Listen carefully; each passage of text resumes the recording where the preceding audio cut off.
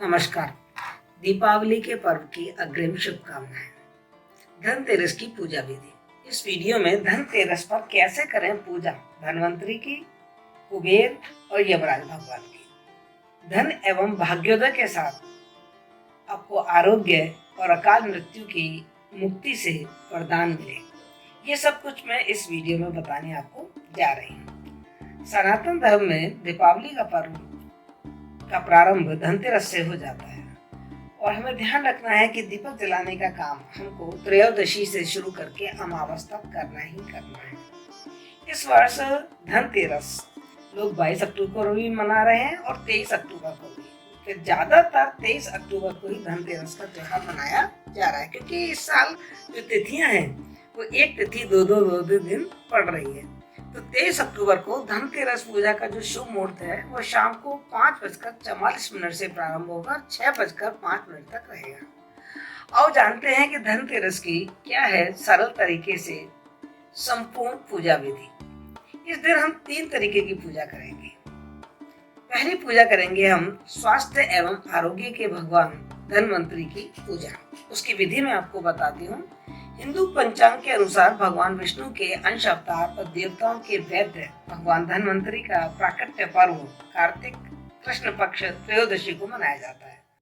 पौराणिक मान्यताओं के अनुसार समुद्र मंथन के समय भगवान धनवंतरी इसी दिन अपने हाथों में अमृत का कलश लेकर प्रकट हुए थे। जीवन का सबसे बड़ा धन भी क्या माना जाता है? स्वास्थ्य।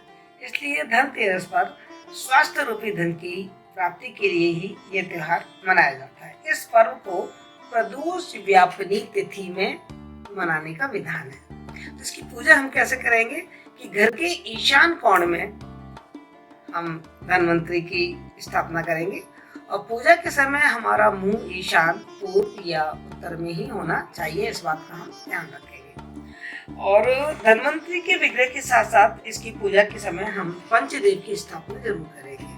पंचदेव अर्थात श्री गणेश, सूर्यदेव, दुर्गा, शिव और विष्णु, ये पंचदेव माने जाते हैं। इस दिन धनवंतरी देव की षोडोपचार पूजा कर उनको प्रणाम करेंगे। अब आप कहेंगे कि ये षोडोपचार पूजा क्या होती है? षोडोपचार पूजा अर्थात 16 क्रियाओं से पूजा करने की विधि। सबसे पहले पाद्य अर्थात पद प्रक्षालन, चरणों का चरण धोना, अर्घ्य, आचमन, स्नान, वस्त्र, आभूषण, गंध, पुष्प, धूप, दीप, नैवेद्य, आचमन, तांबूल, स्तव पाठ, तर्पण और नमस्कार। ये 16 क्रिया हैं जिनको हम षोडोपचार क्रिया कहते हैं। पूजन के अंत में सांगता सिद्धि के लिए दक्षिणा भी जरूर चढ़ाएंगे और फिर बाद में अपने रोगों की नाश की कामना करेंगे। परिवार में दीर्घायु एवं आरोग्यता बनी रहे, इसके लिए पूजा के दौरान हमको ओम नमो भगवते धन्वंतराय विष्णु रूपाय नमो नमः, ये जो मंत्र है इसके उच्चारण को करते रहेंगे, इसका जाप करते रहेंगे। पूजा करने के बाद हम प्रसाद चढ़ाएंगे और ध्यान रखें कि पूजा में नमक, मिर्च और तेल जैसे जो खाद्य पदार्थ हैं उनका प्रयोग हम नैवेद्य में बिल्कुल भी नहीं करेंगे। प्रसाद पर तुलसी का पत्ता भी जरूर रखेंगे। अच्छा, एक बात और, क्या आप जानते हैं कि धनतेरस पे आप बर्तन खरीदने जाते हैं? क्यों खरीदने जाते हैं आप बर्तन? जनरली आपने देखा है कि धनतेरस पे हम बर्तन खरीदते हैं, बहुत खरीदारी होती है मार्केट में। और क्यों? अरे भाई, इस दिन धनवंतरी कलश में ही अमृत लेकर प्रकट हुए थे।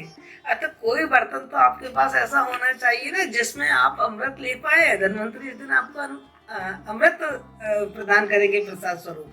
तो ये परंपरा पड़ गई कि हमारे घर में कोई नया बर्तन होना चाहिए। इसलिए इसके दिन धनवंत के पूजा के कलश का प्रसाद मिले, हमको अमृत का प्रसाद मिले, इसीलिए लोग इस दिन बर्तनों की खरीदारी करते हैं। इस दिन आपकी दीपावली पूजन के लिए जो लक्ष्मी गणेश की मूर्ति होती है उसे भी आपको खरीद लेना चाहिए और हो सके तो एक चांदी का सिक्का भी खरीद लें।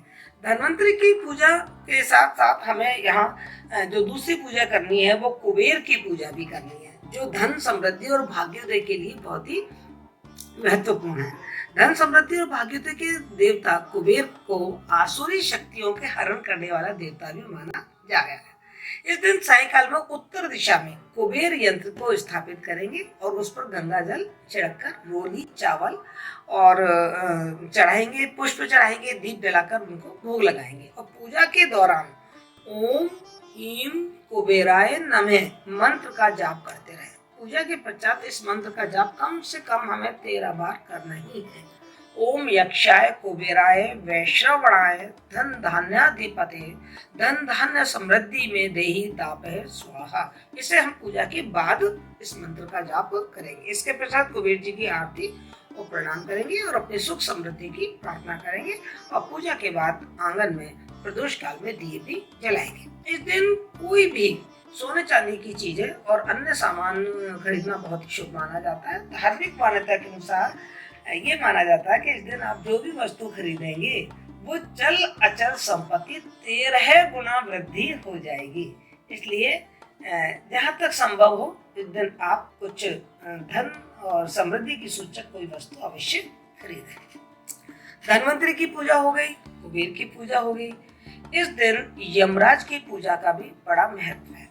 वास्तु के अनुसार दक्षिण दिशा यम की दिशा मानी गई है और धनतेरस के दिन प्रदोष काल में घर के मुख्य दरवाजे पर यम देव का स्मरण करके और दक्षिणोन्मुख होकर अन्न की ढेरी पर तेल का 4 मुखी दीपक स्थापित करना चाहिए। क्योंकि ये दीपक मृत्यु के देवता यमराज के निमित्त जलाया जाता है, इसलिए दीप जलाते समय पूर्ण श्रद्धा के साथ प्रणाम करें और इस मंत्र का जाप करें।